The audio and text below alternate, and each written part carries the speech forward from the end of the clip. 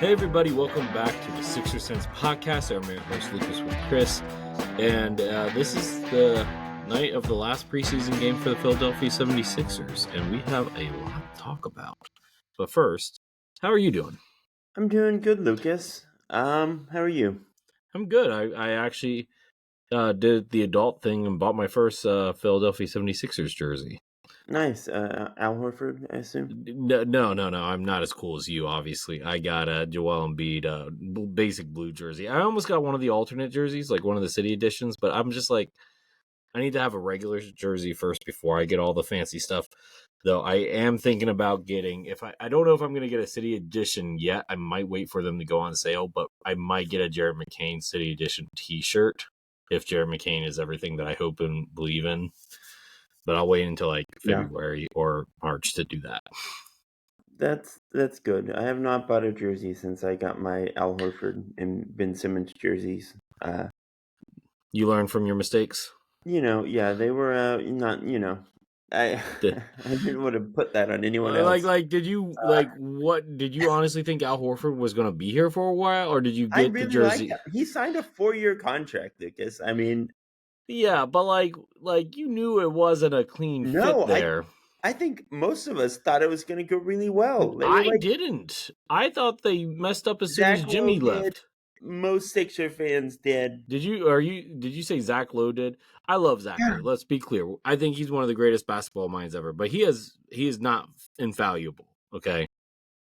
I'm just saying it was not a fringe opinion to be like, this tall ball thing's going to work and no one's ever going to score on the Sixers again. I mean, to be fair, I think it could have worked if Ben Simmons wasn't there. You're probably right.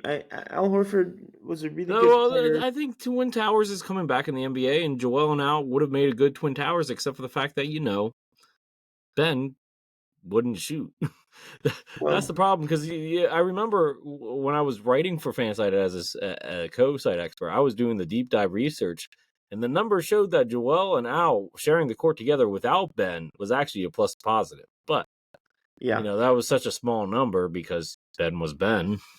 Yeah, Anyway, we're getting off topic. We don't need to talk about Sixers of yesteryears. We need to talk about the current Sixers. That's right, Lucas. Speaking of Twin Towers, Philadelphia won tonight. The starting lineup was Tyrese Maxey, VJ Edgecombe, Adem Bona, Kelly Oubre, and one Joel Embiid. His first appearance in a Sixers uniform in well over 200 days. It was a 126-110 victory for the Sixers. Joel played 19 minutes. He had 14 points, 7 boards, 8 assists, 3 steals on 5 of 10 shooting, hit a couple threes. VJ Edgecombe played 34 minutes, had 26 points, 5 steals, 6 rebounds. Tyrese played 31 minutes, 27 points, 7 assists, 2 steals, and a block. 22 off the bench in just 26 minutes for Quentin Grimes, who was 7 of 13 from the field and 4 of 6 from 3 with 5 assists in his preseason debut. Are we actually back? Is this like happening, Lucas? Why are the vibes so good right now? Why does this team actually seem like it might be good? Why are they doing this to us? Because they like to torture us. No, but look, in all seriousness, I mean, look, if health prevails, and that's the biggest if ever, right? If health prevails, and Joel plays like this, Joel wasn't looking for his shot. He wasn't hunting. He was going within the flow of the offense. I mean, Maxey, he was the fourth guy in terms of shot attempts, right? This version of Joel works. I mean, if you can get, like, let's just say you add another 10 minutes to his playing, 10 minutes, 28, 29 minutes per game, and you're getting about 20 points, like a 20-point near triple-double most nights, or like 20 points, 12 and 6. I think anybody would be very happy with that stat line. That's still all-star level stat line. Maybe he probably won't get it because, not playing enough games, but we would assume so. But no, this version of Joel works. This version of, and I think I advocated for this, if Grimes is going to be on if he's going to be on a 1-year, contract like he is, have him come off the bench, let him get his numbers as a sixth man, right? And that's worked. I mean, at least the Eastern game. Now, let's be clear. They were not going against Minnesota's best. In terms of their starting lineup, they had Rob Dillingham, didn't play much last year. Johnny Zuzang, I don't even know if I pronounced that right, but he was end of the bench guy for the Jazz last year. Correct me if I'm wrong. Jalen Clark, end of the bench guy for the Timberwolves last year. Johan Beringer, Johan yep, Beringer, Berger, yeah, was a draft pick, second round pick, right? first And round pick. first round pick, my mistake. And then Leonard Miller, I don't even know who that is. Oh, he's sick.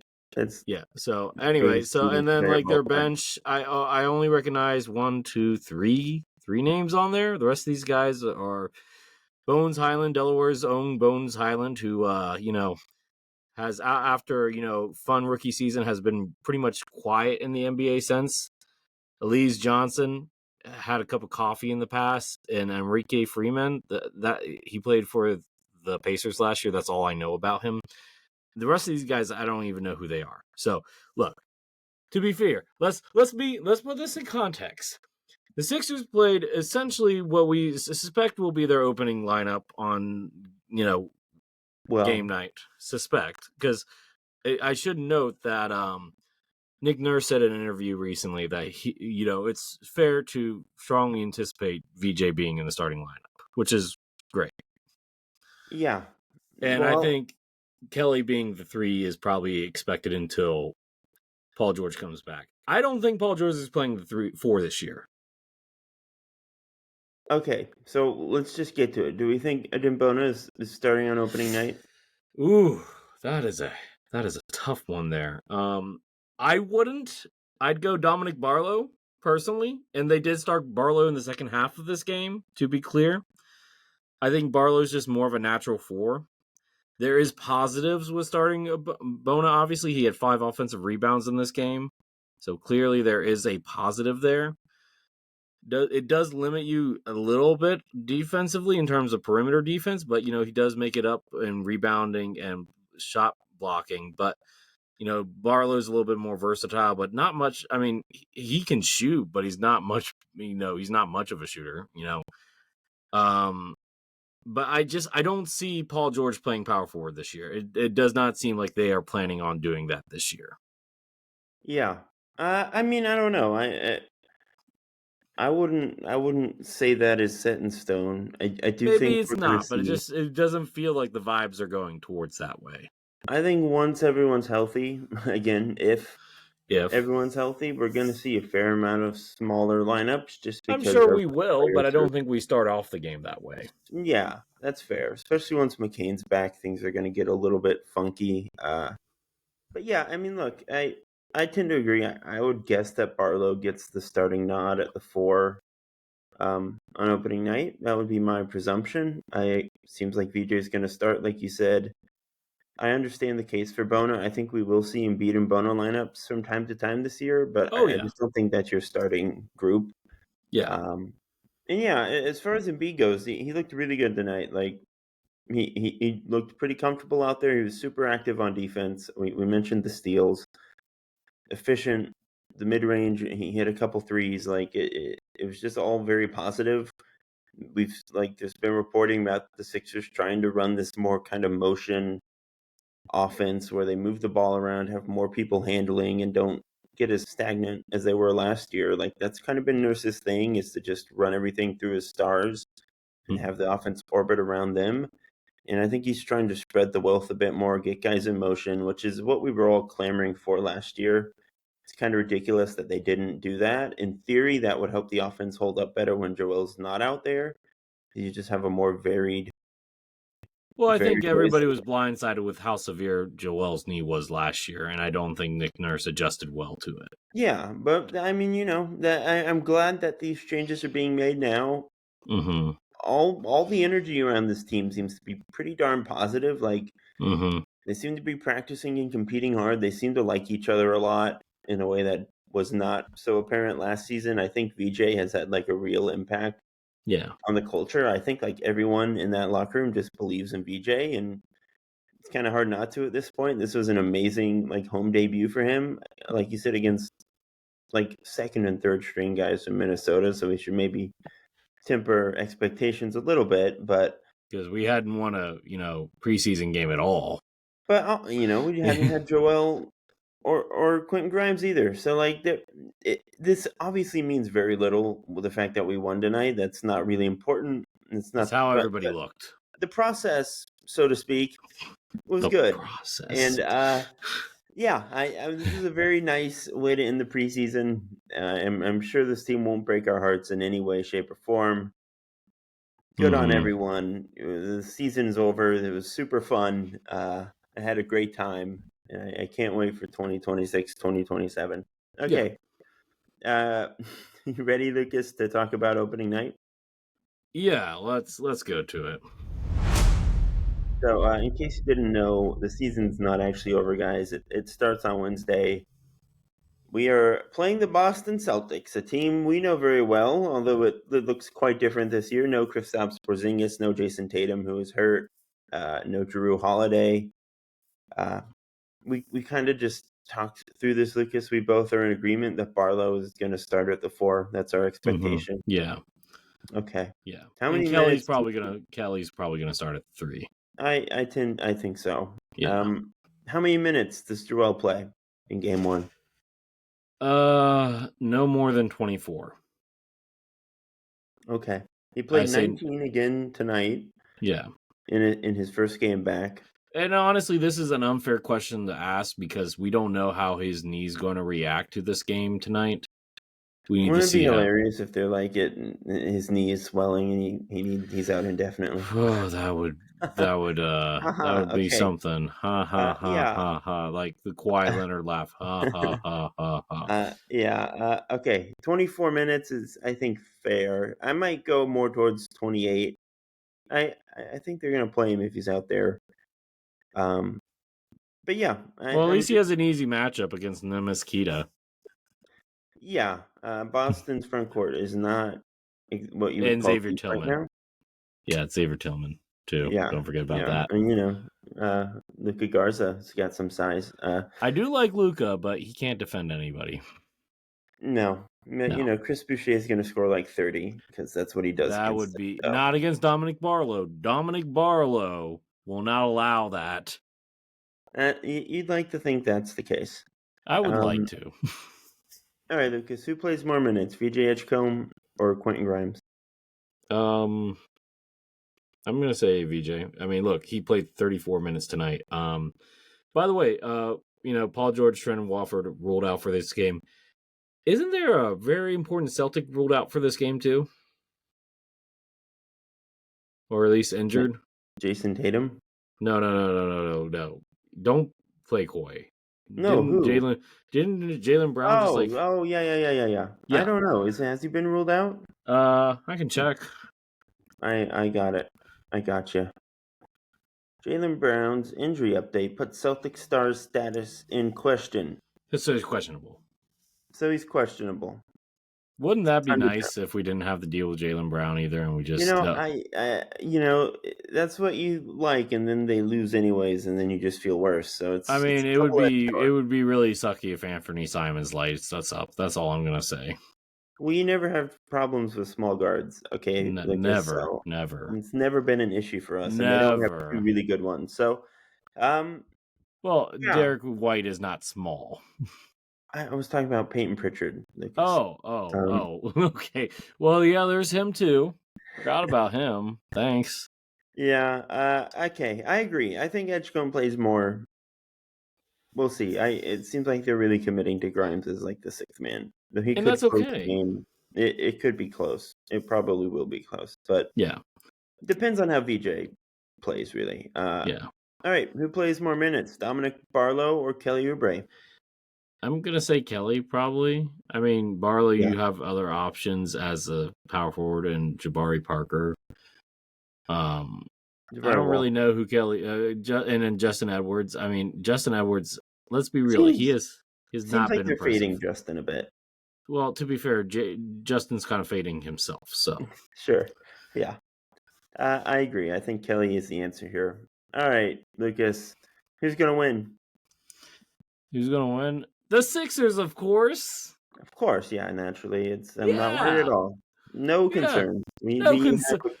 Look at my face. Do you see concern? We always handle ourselves so well against Boston. So, So well. Is it yeah. home or away? Is it home or away? I think It it's is. away. It's in Boston. Yeah. Yeah, no, So, we're cooked. Okay. well, I mean, we'll see who's playing, We'll but see. yeah. We'll see. In theory, the Sixers should win this game with Joel on Mm-hmm. the floor. That's Yeah. what I'll say. Mm-hmm. All right, you want to talk about something that is near and dear to your heart, Lucas? I mean, it's near and dear to your heart too. It's just closer to mine because it impacts more than one team for me. Uh-huh. Well, I don't know. It doesn't make me happy. But the Harris Blitzer Corporation, whatever it's called, has hired Bob Myers as the, quote, president of sports. Which I saw someone on Twitter. I wish I knew who said this so I could give them credit. They were like, that's the job I would write on my kindergarten paper of like, what do I want to be when I grow up? Is president of sports. Bob Myers will oversee the New Jersey Devils, Philadelphia 76ers, and Crystal Palace FC. And he will also be helping with your beloved Washington Commanders, Lucas. Hold on. I got something for you. Mm-hmm. Where is it? We don't have a booing button here? Oh, okay. God, that's so lame. Your team won against mine. Just be happy and move All on, right. okay? All right. Anyways, boo. Okay. Okay. So, Don't forget yeah. about Joe Gibbs Racing either. Sure. That's Yeah. a thing that exists. So, basically, he's the president of sports, and he's Josh Harris's best friend. It's Besties awesome. forever. We've seen him at Sixers games and Commanders games. We kind of knew this kind of thing was maybe not this Brewing. exact thing, but we knew they were. We knew something was brewing. Yeah, this isn't exactly a shocking development. No. Notably, Daryl Morey still reports directly to Josh Harris, so it's not like Bob Myers. Yeah, all the team pulling the presidents strings. still go straight to Harris still. Yeah, so I don't really know what Bob Myers is doing. I hope it stays that way because, frankly, I trust Daryl Morey a heck of a lot more than I trust Bob Myers. Really? Competitive team. Really? I'm not saying Morey is perfect. We've talked about his flaws plenty of times, but no. I want to know more. Bob Myers has fielded how many championship teams as a GM versus Morey? Just tell me that. When you stumble into Stephen Clay and Draymond, you're gonna win. But how they you have to build a team around those guys. Them by themselves do not win a championship. We saw that. He built the team around them. Let's be clear. And he also managed Draymond's ego for about temper tantrums for 10 years. So having to do that as a GM. When you have those guys in their primes, it's not that hard to get guys to sign up and play well alongside them. I would say how they handled the second stage of things was a bit less seamless. I don't think. Well, is that really Bob Myers? He drafted the talent. Granted, not all of them panned out. I don't know. Not recently. He didn't. But is that more on Bob Myers or Steve Kerr for not being a good player development coach? Because let's be clear, it's on Bob Myers. James Wiseman was a bad pick. It was okay. Jordan Poole was a good pick. Moses Moody was a good pick. Jonathan Kuminga, I know you don't love him, but he's a talented player. He's a talented player. Look, and Myers Steve Kerr. Is fine. I'm not saying he's bad. He's just not as good as Daryl. Daryl is like a top 5 GM in the league. I'll stand on that. I don't know. I don't know about that. I think we're going to disagree Houston on that was literally like the second greatest team of the last 30 years. They just happened to coincide with the first greatest, so they never won anything, so we don't talk about them like that. That Rockets team was unfreaking believable. So that's all I'll say about Daryl Morey. Well, okay, this is what I'm going to say about this situation. This already adds more heat to the proverbial hot seats that everybody in the Sixers, not players, are dealing with right now, front office, coaches. Because, unlike with the Commanders, Bob Myers was in charge of getting the people in that front office, in that coaching staff. He was the one that was behind the scenes interviewing these people. He was not there for Daryl Morey and Nick Nurse. He has no loyalty to them. And now I understand that they report to Josh Harris, but I would suspect that Bob Myers has a strong say in who's there to report to Josh Harris. I would suspect. So if he's just the guy who's running the hiring process for our next president next year or whatever, if things go poorly, I'm okay with that. I won't lose any sleep over that. But I just don't want him to be president of sports and the Sixers at the same time, especially if he's going to be doing all Well, he's this. going to be president of all of them. That's the thing. Like But that no, makes like he's not running these teams. You know what I mean? no, but Like, he's from the ESPN article that I read. It's basically saying like he's going to be having strong input about how these teams are ran. They're not reporting to him, but sure. he's controlling the front office personnel. He's controlling like analytics, all that different marketing, all that different types of stuff. Which, Well, by what the I'm way, saying, shout out to Bob Myers from upgrading to like not just running one sports team, but essentially like 4 or 5 different like sports teams, not just NBA. So well, shout out. sure. I'm sure that's a big paycheck. Well, also but also I don't want my team's GM spread that thin. I want my GM focused on the Sixers He's not only. the GM. He's not the But I'm GM. saying Daryl I don't want Morey. him to take over as GM and I don't still think have that's. all these I other. don't think that's happening. I don't Okay, think. then Yeah. there's nothing really to worry about. He can have his nice, cushy, like billionaire mega president job. I don't care about that. As Yeah, long as I we're think he's just clear. going to be in charge of like who's running these teams and like Sure. hiring them and then like making sure they're staying on task. Like obviously the team still reports to Josh Harris as the ESPN thing stated, but I suspect that Bob Myers will be in on those meetings as well. That's fine. I just want to make it clear that Daryl Morey is a better at his job than Bob Myers was. Okay. Are you ready to do to react to some predictions, Lucas, and then make Sure. award picks? Yes. All right. So I was tasked with writing 10 NBA predictions so crazy and bold they might just come true. That was the headline I was given, Lucas. So that's what I did. These are so crazy and bold that they might just come true. Does that mean all of these are going to happen, or that I believe them deep, deep down in my heart as the most likely outcome? Probably not. Some more than others is what I'll say. But I just want your thumbs up, thumbs down, and quick And reaction. by the way, I just want to note that my dream came true, Chris. Russell Westbrook is now part of the Sacramento Kings. Yeah, good luck to Kings fans this year, man. I am so ready to see that dumpster fire. Let's go. He's wearing 18 too because Malik Monk won't give up number 0. He can be number 98 or whatever. Good luck, Russ. I think he should well. be starting over Schroeder. Just saying. Let's let No, the chaos. What are you doing? Let the chaos reign, Chris. Okay, he should for like our entertainment purposes, or he should because it's the right basketball decision. I mean, I think he's better than Schroeder, but no, he's not. Yes, he is. No, he's not. Yes, oh he my is. God, the guy's a top 75 player. Are you saying that he's not right now? I mean, not right now, but like, okay. I don't know. I think I don't know. Schroeder's never proven to be a good starter. And let's just bring Michael Jordan out of retirement and start him a point guard. He's don't tell me with a good time, Chris. Don't tell me with a good time. All right. I just want your I'm not looking up, at Chris's list, by the way. I'm just hearing this for the first time. Okay. I have not looked at That's it. good. You didn't cheat. All right. I would never. Number 1, Lucas, bold prediction. Orlando will claim the number 1 overall seed in the East. I don't hate it. We kind of talked about this on the last episode. Well, not the last episode, whenever we did the East rankings.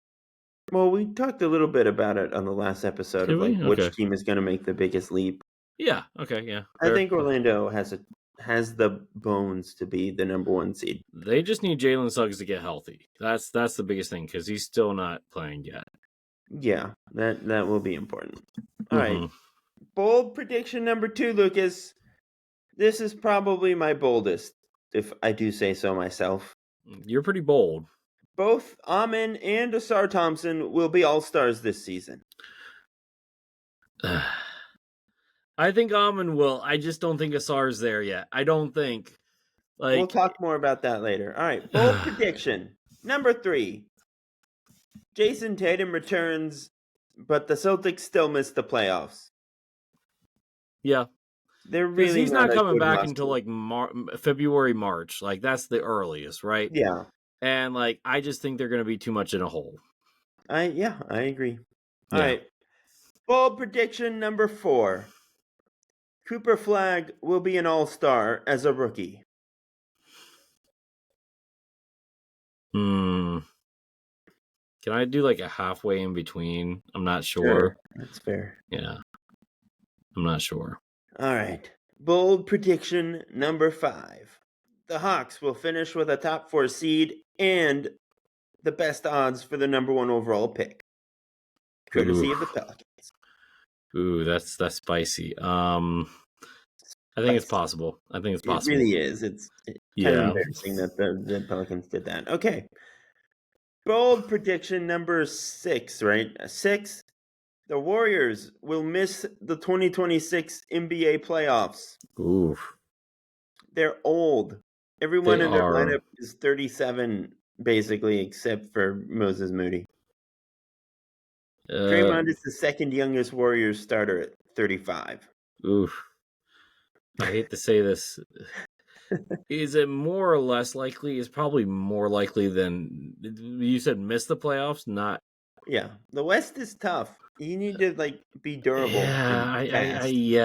I just don't think they stay healthy for a full 82. They Yeah, have the talent to be a playoff team, but I just don't think they're going to stay healthy. that's the concern. Yeah. All right, bold prediction number 7. LeBron James announces his retirement by mid-season. No, I think if he was going to do it, he would have done it already. That's fair. Yeah. I'm basically just worried that the Lakers aren't going to be as great as we want them to be. All right. Well, you don't believe in Luke I do Jake believe in LaRavia? These are bold predictions. They Okay. were, Okay. Number 8, the Philadelphia 76ers reached the Eastern Conference Finals. This might be the one I believe in least, unfortunately, but I believe in it. gosh I'll believe darn in it. it. We gotta believe. We gotta be on brand, Chris. We gotta be on brand. Eastern Conference Finals. Yep, I totally believe. All right. Bold prediction number 9. I don't even know if this is bold anymore. Giannis will get traded by the deadline. Bucks are Actually, gonna I be a say mess. no. I say no. They're gonna be a mess. They're gonna Not be a mess, good. but I don't think there's gonna be a trade that makes sense. I don't think there's gonna be a trade that makes sense. He's gonna want to be traded, and they're not gonna have a choice. All right. Number 10. This sort of leads into our next conversation. We'll maybe talk through it some more. Victor Wembanyama will win the MVP award. No. No? Not even a little bit of a chance? Nope. It's well, we'll get into it after this, but I that is not who I have lined up in my top 3. Interesting. Were we supposed to do top 3s? No. I'm just in my head mentally. He is in the top 10, possibly top 5, but not top 3. Okay, Lucas. Let's just do that then. Let's make our award predictions. We'll start at the bottom and work our way to the top. Who do you have winning Coach of the Year? Something that's super easy to predict ahead of time, of course. This guy has been coaching for a long time, has won a few championships, has never won Coach of the Year. I've been advocating for this guy to win Coach of the Year for a while, so I'm going to advocate for him. Eric Spoelstra. Are he going to do anything this year? It doesn't matter. I'm voting for him. Yeah, He deserves it. He deserves it. Lifetime Achievement Award. I guess he deserves like a Lifetime Achievement Award. All right. I think I have Jamal Mosley, going back to our Orlando point. That's fine. Just some other candidates to keep an eye out for. Mike Brown, he's won it twice before. He has a chance to win it again. Mark Daigneault, yeah. Sneaky Joe Mazzulla if the Celtics actually pull this off and get a playoff seed. Yeah, they probably will because I hate everything. Let's see here. Chauncey Billups. Dark horse. Maybe, I guess. If they can counteract Jason Kidd, also a possibility. I don't know. Maybe if Cooper's an all-star. If Cooper's an all-star and they're a top 3 seed, that it happens. Sure. Yeah. No Doc Rivers. The No. under the radar Bucks. No. They're Plucky not under. Milwaukee with starting point guard Kevin Porter Jr. All right. Most improved player, Lucas. Who you got? Who won it last year? I don't know. Just make your pick. No, it matters. Dyson Daniels. Dyson Daniels. Okay. That's right. I think it's gonna All right. be Amen Thompson. I think it's gonna be Amen Thompson. So he is the voting or the betting favorite right now. Yeah. And it makes sense. He's going to have more to do this year, especially with Fred VanVleet hurt. He's already really good. But I wonder if he's already a little too good to can never be too good. I think he was already in like the top 30, 40 players last year. Like he was really good already. But how they measure most improved player? You know how they do that, right? They do it by scoring. Well, I don't think Amen's going to have a crazy scoring number. I don't think that's really his like bread and butter. Well, okay, then who? I think it's a fair point. I see your Amen Thompson, and I raise you one Asar Thompson as my predicted most improved player. Where's he? Well, Jaden Ivey just got another knee surgery. Okay, he's gonna play more because he's coming into the year healthy. It's his third season. Will he be able to shoot? Because he's not going to be the primary ball handler. With his brother. Like he's the gonna difference be really good. Is that his brother takes the initiative of the offense sometimes. With Cade there is no way that he's going to be like the primary ball handler. Or even secondary. But Amen was not the primary ball handler last year. Amen was a connector. And Asar is a really smart passer. He can handle, he can drive. He's a heck of a defender. He does a lot of the same things. And like I really think this is going to be his year now that he's coming into it healthy. I think he's going to have a big season. I don't know if he'll be an all-star, like actually, but I think he will be very good. And he will have a broader arc of improvement than his brother, who has already leveled up. So I think I'm going with Asar Thompson. Okay, fine. Brother versus brother. We're pitting them against each other. All right. Yep. Sixth man of the year, Lucas. This is a tough one. I'm going to take somebody that I don't think people expect here. I'm going to say John Collins. Interesting. I think the favorite in the betting circles, based on the one article I read from the Clippers, not the favorite overall, but the most popular Clipper would be Bradley Beal. But they're projecting him to start, right? Because it's supposed to be Beal, Harden, Derek Jones Jr., Zubac, and Kawhi. That's what How long is that going to last? That's a fair question, but I think Collins is a better and more interesting pick. I would agree with you there. Yeah. I think Collins, does more than Bradley Beal's a good defender and he's a good connector. I mean, not good defender, good scorer and good connector. Collins can rebound, can do everything that, is a more diverse scorer than Bradley at this point. Younger, more athletic. And like, how often do we get a power forward getting sixth man of the year? I think last time was Montrezl Harrell, right? He was not a power forward. I mean, he was a center. Power forward. He was a center. Well, my point really still small but mighty center. Yes, now plays in the big three. All right. Yeah. This goes back to our conversation about the wonderful Boston Celtics. I don't think Anthony Simons gets it. I have Anthony Simons. No, he doesn't. If he gets the starting role after 10 games, then I have Peyton Pritchard. I just no. I don't like it. I don't like it for a lot of different reasons. He's going to put up so many points in that offense. I don't like it. I don't like it either. I just think it's going to happen. All right. Defensive player of the year, Lucas. This is tough. Actually, no, it's not. It's Wemby. Yeah. Yeah, it's Wemby. Victor Wembanyama. Yeah. Yeah, It's also my pick here.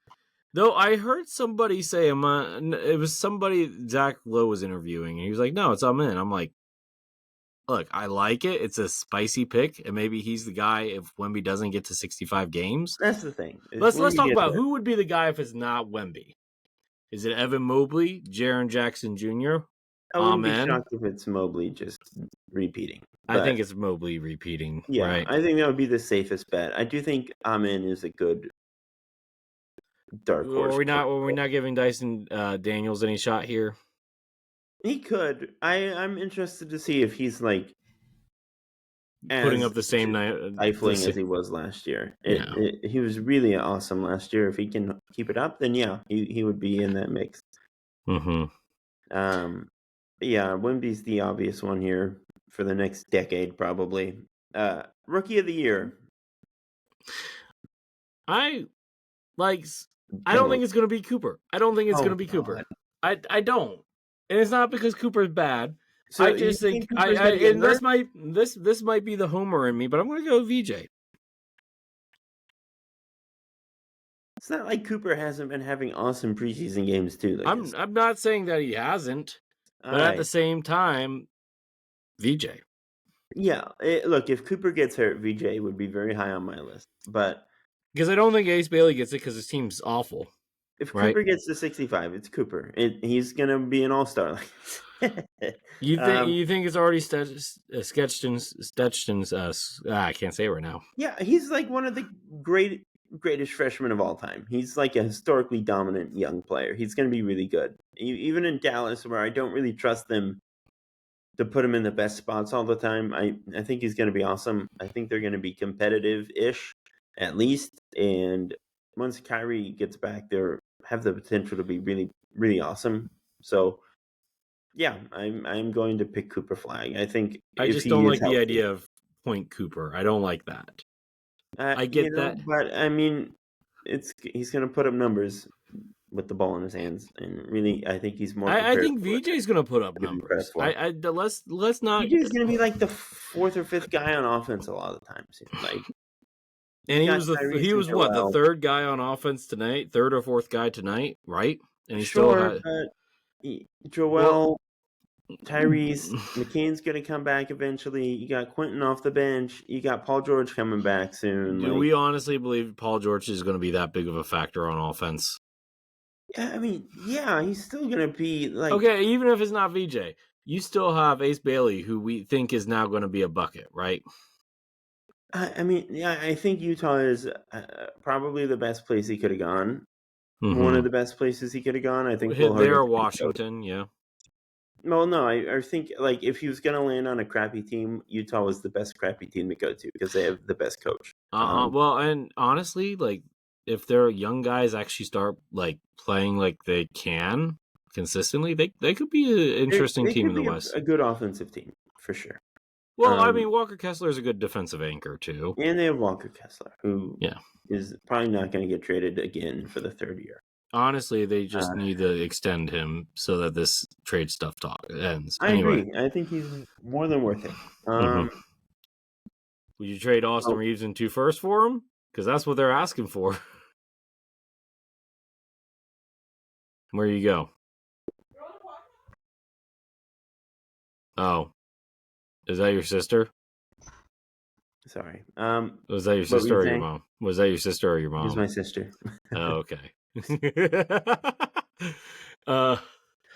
I don't remember now. That I was not prepared for that emotionally. All right, all right. Who's gonna win Rookie of the Year? MVP, Lucas. MVP. So I have a top 3, no particular order. Jokic, Luka. Actually, no, this is in order. Number 1, Jokic. Number 2, Luka, and number 3, Shea. Though Giannis could knock out Shea. Okay. I think that's fair. I mean, it's kind of like obvious to say Jokic, Shea, and Luka, but that is kind of like the deal, right? With Giannis. But Giannis could knock him out. Like, okay, who do you have as a dark horse? I feel like you have a dark horse. Do you not remember our conversation like 5 minutes ago? Oh yeah, Shea, right? No.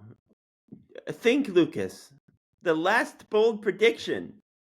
Oh, Wemby. Yeah, Wemby. So here's my case for Wemby. Okay. He's 7'7". He's 7'5". He's pretty much 7'7". 7'5", but okay. But the rumor is that he's taller than that. Okay. He's got Boban looking up at him, okay? He's 7'7". Okay. He's right now like plowing through guys like he's prime Shaq for some reason. He's gotten stronger. He got the He's been all Giannis off-season shoulders. with the Monks. He has never actually had like a major knee-foot injury, knock on wood. So he is like pretty healthy for a 7'7" like string bean who now can plow through guys and play with physicality. He's super skilled. If the Spurs are good this year in terms of like value, he Where do will have they less help than a lot of these guys. Okay, so where does he need to have record-wise in order to get the MVP for you? I think if they are if they are in the playoffs, they're like a top 6 seed in that Western Conference with that roster, and Wemby is the runaway defensive player of the year, and he's averaging like 28, 11, and 5 or whatever. I think it's going to be like a conversation. You know what I mean? That's fair. You're making the Russell Westbrook case. That's essentially what you're saying. Sure. Russell, yeah. Yeah. I mean, it's and look, that could work, but they're already starting out the year without Dylan Harper and De'Aaron Fox. We don't really know if their supporting cast can really hold up. We don't even know who's like really the go-to power forward on that team right now. There's a lot of questions surrounding that team.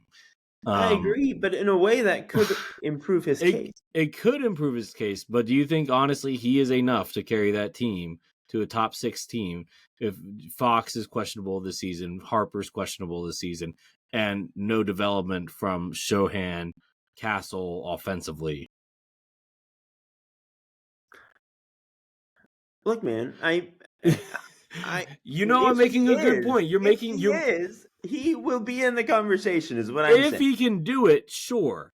But I don't think he's the smartest, safest bet. No. That would be either Jokic or Shea, with Luka pulling third, like you said. But do I kind of want to predict that it's Wemby? Because like Wemby's gonna win an MVP at some point. He is. I just don't think it's in year 3. I just don't think it's year 3, Chris. Chill. How many guys get in year 3? How many guys? Look, Derrick Rose. How many guys are Victor Wembanyama? How many guys are 7'7" and can shoot and handle and defend like that? I'm just saying, let's not put too much pressure on the guy. Let him first win Defensive Player of the Year. I don't know, man. Hold on. I'm gonna look something up. I'm gonna make a slight research detour here. Okay. To remind myself. So, Tim Duncan won his first MVP in his 5th year. In year 3, he was in 5th. In year 4, he was in 2nd. So if we're going by Spurs big man history, I guess you're right that Wemby needs a year or 2 more. If he's Tim Duncan, which he's not, and it's totally unrelated. But Timmy was in the conversation in year 3. I think Victor is on that kind of trajectory if he stays healthy. So I will say this. Spurs. Derrick Rose is, to my knowledge, outside of like Wilt Chamberlain and like some of those guys in the 60s and 70s, is the only guy that won MVP as a rookie. Not a rookie, within his first 4 years. Well, here's the thing, is Wemby is better than Derrick Rose. So that's the thing, is about Wemby, is he's really good. So look, you might be right. You might be right. But like I said, I think the biggest thing against him is his supporting cast. If he can't get a supporting cast that can at least get him to the top 6 in the West, in a loaded West, and I don't know if you can pull up the number, hang on, I might be able to pull this up, because I want to know where did we have the Spurs when we were ranking this? I don't know, but I don't think we had them in the top 6. I actually guarantee you that we did not. We had them as a play-in team. Look, man. Look, I'm telling you that according to our own rankings, whenever we did East and West, they were not a top 6 team. So by your own admission, you do not have them as a top 16, which would make him pretty much. That was a collaborative effort. I'm saying if. I'm not saying it's going to happen definitively. So who is your MVP? Is it Victor? I can make the case, is all I'm saying. Okay, so you're making the case for Victor. Okay, you I can make kind of that want to case. say it's Victor and like go out on a limb and be different. And then be if different. I'm right, you I'll can be look wrong. super You can be smart. different and wrong. And look, and if you're I'm right, wrong, if totally it's reasonable wrong, opinion. I will remember last time that I was wrong. I had to wear a Ben Simmons shirt. Now I got rid of that afterwards. I could not keep it. It was bringing bad juju to my house. But I will wear something equally as bad if next time, if you are correct and I'm wrong. I'm gonna say Wemby 1, Jokic 2, Shea 3. Okay, so locking it in. So do you want to make this a bet? Yeah, maybe. Maybe. Are you sure? Depends on what's at stake. What's at stake? Let's see here. Think we have to get a former Sixers shirt that we don't of a former Sixer we don't like. I don't know. It seems like bad vibes, man. Shouldn't we just get make me wear a Commanders shirt or something? No, you don't. You have no real allegiance to football. That doesn't count. I cheer for the Eagles. I know, like I said, you don't have real allegiance, so it doesn't matter. No, how about this? The loser has to buy the winner a Sixers cap of their choice. I'm betting that Victor does not win it. I'm not saying who will win it. I'm saying Victor. We need to set like a price ceiling. $30. Okay. Fair? Sure. Okay, cool. That's our bet. Are you going to remember this when we win? I'll try. When we'll announce it during the MVP ceremony when they're handing the trophy up the escalator to him. Okay. Yeah. I'm going to go with it. I'm just going to say Wemby. I've come to this conclusion. I've thought about it, and I think I'm right. So do you want to do some quick around the NBAs real quick? Spencer Dinwiddie got spent. Yeah. Spencer Dinwiddie got waived by the Charlotte Hornets. Not a good sign. He could find a job elsewhere. Maybe the Mavs could use him, or yeah. I don't know. Somebody could use a point guard. Yeah, in theory. Let's see here. Michael Porter Jr. had 34 points tonight. He's gonna put up He's gonna put up numbers this year. He's gonna score. I mean, he was pretty efficient on it too. Yeah, he's always been a really great shooter, and he's gonna take a lot of shots. Is Michael Porter Jr. gonna have an all-star statistical season? Possibly. Probably, yeah. I mean, it's definitely in the cards. Mm-hmm. Him and Cam Thomas are gonna be going. Cam Thomas went 1 of 10 tonight. 1 of 10. And look, with Cam, it's the shot. How many shots has he taken? Not how many has he made. That's fair. The confidence is what matters. Okay. It's a swagger, right? They're gonna have a game where they both score 50 and they still lose, and it's gonna be amazing. Oh my gosh! I just realized Cam Thomas is this generation's Brandon Jennings. Let's wait a little bit, okay? Brandon Jennings was pretty sick. I mean, Cam Thomas can score with the best of them. It's just the aura around. He has Brandon Jennings' aura. Let me rephrase. He has the aura. Yeah, that's fair, I guess. Let's see here. Who's going to be okay? Who's the starting five? I don't even know who the starting five for the Hornets will be. Is Colin Knuppel actually a starter? Who knows? Yeah. I don't. He should be. Maybe. Colin Sexton, by the way, do you think he kind of just gets forgotten? Because tonight he went 6 of 9 and 5 of 6 from 3, had 21 points, 10 assists. Oh, never mind. That's why he doesn't start. He has 9 turnovers. There we go. That's what I was missing. Oof. Yeah. Colin is a good bench guard. Yeah. I think we can just put him in that bucket and be content with it now. Mm-hmm. Is anybody injured on the Heat? So I'm just gonna going through the box scores real quick because I'm curious. I feel like some of these teams are not playing everyone today. No, that's fair. Jaren Jackson Jr. I thought he was injured. Played tonight. Was not expecting that. Still doesn't change my opinion about the Memphis Grizzlies being a dumpster fire this year. Well, yeah. He's still a top. What did we decide? Top 3 power forward, top 2. You argued that, and I just gave up because there was no changing. Because you were wrong, and you accepted that you were incorrect, and you saw the light. And he's a pushover. Atoned.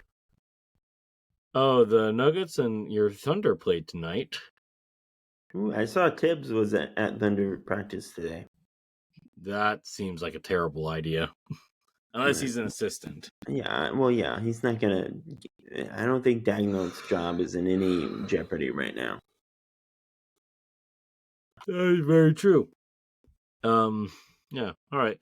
Well, that's all I really got. I mean, I don't really see anything else really of note here. Who is the TJ McConnell, former Sixer? Shout out him.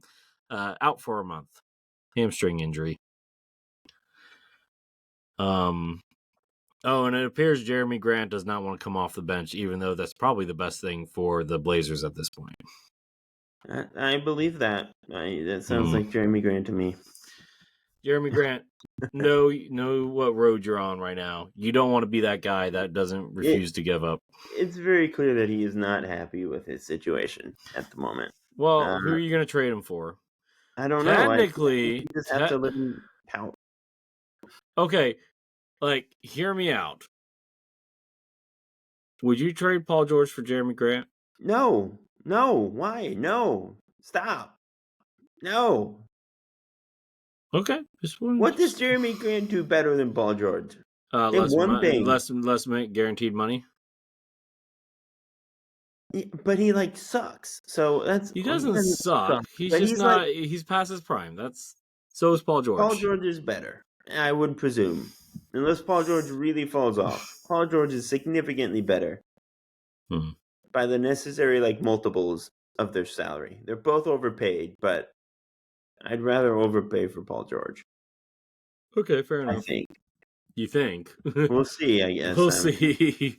Who knows? But I saw that one clip of him doing the spin move on Maxey in 1v1s in practice, and I'm sold. Yeah, because that's all I needed. Okay. That one clip. All right, and on that note, let's go ahead and end this one episode. All right. As always, everyone, thank you for tuning in to another episode of the Sixer Sense podcast. Please subscribe, follow along. We're on Twitter at Sixer Sense. I'm at Kline NBA. He's at Coach J_20. We're on YouTube at the Sixer Sense. Yeah, we're on Apple. We're on Spotify, Apple, which I just said, Google Play, all that fun stuff. If you want to just listen to the audio and not watch us talk, which is a totally, I guess, a fair decision on your part, but I think we're pretty cool to look at. So, yeah, well, I don't know where I'm going with this, so I'm going to say peace out, everyone. Go Sixers. We'll be talking about real regular season basketball and either be really happy or really upset on Wednesday. So stay tuned for that. And until next time, go Sixers. Go Sixers.